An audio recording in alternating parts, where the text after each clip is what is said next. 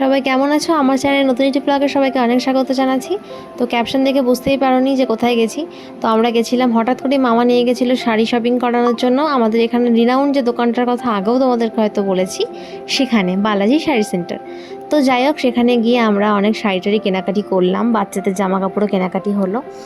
আর এখানে ছেলেদের কালেকশানও বেশ ভালোই ছিল, খারাপ না। তবে ওরা কেউ এখান থেকে কিছু কেনেনি, আমরা মেয়েরাই শুধু শপিং করেছি এখানে।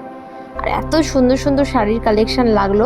তবে আমার মানে হ্যান্ডলুম তাঁত এই কালেকশানের থেকে না আমার শিফনের কালেকশানগুলো খুব ভালো লেগেছে এখানে। তো আমি সেই জন্য শিফন কিনেছি একটা। মামার তরফ থেকেই শপিংটা ছিল আজকে। আমি, আমার হাজব্যান্ড, মা, মামা, মামি, ভাই বোন সবাই মিলে আমরা এখানে গেছিলাম। মামি, আমি, মা সবাই আমরা কেনাকাটি খুব সুন্দরভাবে করতে পেরেছি। কারণ রাত্রেবেলা গেছি বলে দোকানটা ফাঁকা ছিল, কারণ দিনের বেলা দোকানটাতে প্রচণ্ড ভিড় হয়। সেই জন্যই রাত্রেবেলা যাওয়া। আমাদের যেহেতু পরিচিত ছিল, তাই আমাদের কোনো অসুবিধা হয়নি অত রাতে যাওয়ার জন্য। তো বাড়ি আস্তে আস্তে 11টা বেজে গেছিলো।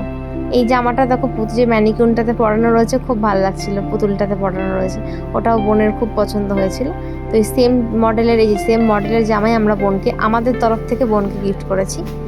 তো তোমাদের সাথে আমি কী কী কেনাকাটি করলাম অবশ্যই শেয়ার করব। খুব তাড়াতাড়ি তার ব্লগটা আসছে, টোটাল শপিংয়ের ব্লগ আমি খুব তাড়াতাড়ি তোমাদের সাথে শেয়ার করতে চলেছি। দেখতে থাকো। আর ছোট্ট করে এই ব্লগটা শেয়ার করলাম, কেমন লাগলো জানিও।